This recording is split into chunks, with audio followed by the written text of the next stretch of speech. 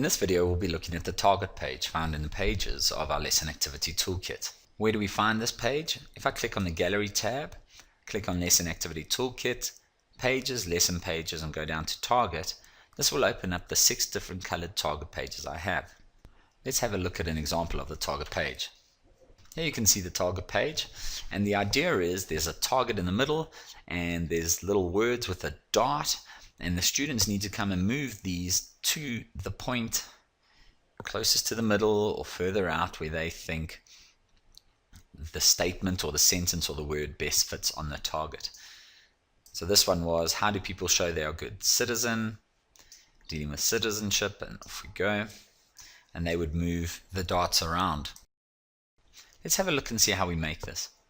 You're given a target page with a target in the middle, heading on the top, which we can edit by double clicking. You can either backspace or drag all over it and type out a new heading. And then we're given the labels. The labels are infinite cloned. So we need to decide how many labels, statements, or sentences we're going to have before we create this, drag them out, and then create them. So let's see how we make these labels. What you need to do is right click on the label and ungroup the two. So we have separated the dot from the label.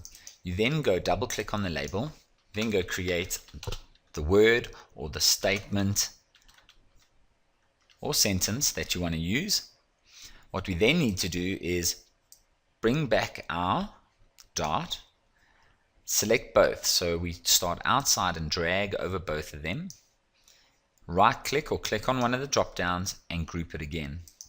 We then have our statement that is now connected to the dot, and you need to go and do this with every single label.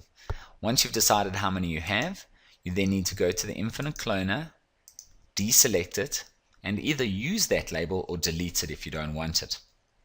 You then can go and either arrange these statements on top of each other so that the students pull out one at a time. They only see one statement, they can focus on that statement. Or if you want, you can go and align them next to each other around the target, as we saw in the example, and the students need to see all of them and then decide which one goes where. Thank you for watching this video brought to you by the Technology Training Academy.